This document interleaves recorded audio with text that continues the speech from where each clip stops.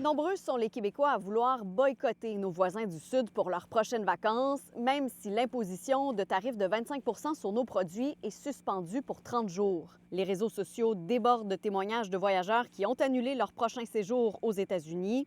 Comme plusieurs, Alexandre, un jeune père de famille, a décidé d'annuler ses 2 prochains voyages en Floride. Depuis octobre, on a décidé qu'on allait encore à Universal parce que je suis fan fini de Universal et Disney. Fait qu'en avril et juin, c'était 2 voyages. Finalement, on a décidé qu'on annulait tout ça pour mon grand désarroi et celui des enfants aussi. Fait qu'on a décidé qu'on changeait nos plans avec tout ce qui se passe présentement. Je pense que c'était la meilleure décision à prendre là, pour puis peut-être l'année prochaine revoir l'option de retourner à cet endroit. Mon agent de voyage, quand je l'ai appelé pour annoncer que finalement j'annulerais ce voyage-là, surtout celui d'avril, elle m'a mentionné que la compagnie aérienne commençait déjà à faire des annulations, changer des dates, changer des heures, parce que je pense que je n'étais pas tout seul à faire ce choix-là. Les agences de voyage constatent bel et bien une augmentation de ce type d'annulation depuis quelques jours, mais elles préviennent que ce boycottage des États-Unis peut aussi faire mal au portefeuille.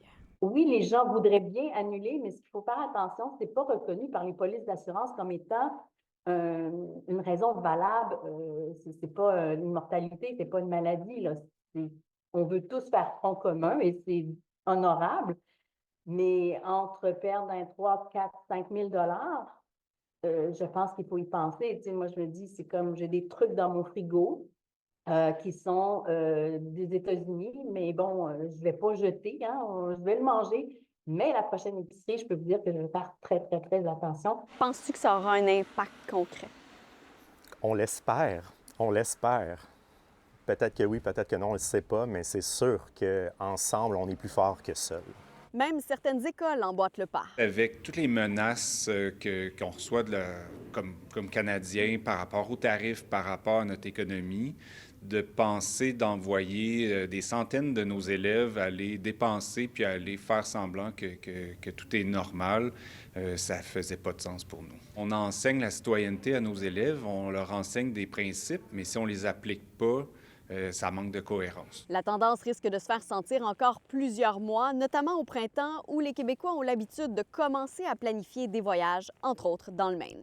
Ça va peut-être amener des gens à découvrir encore plus autre chose. Tu sais. Les gens ne savent pas, mais Sandbanks, tu sais, il y a des plages au Canada.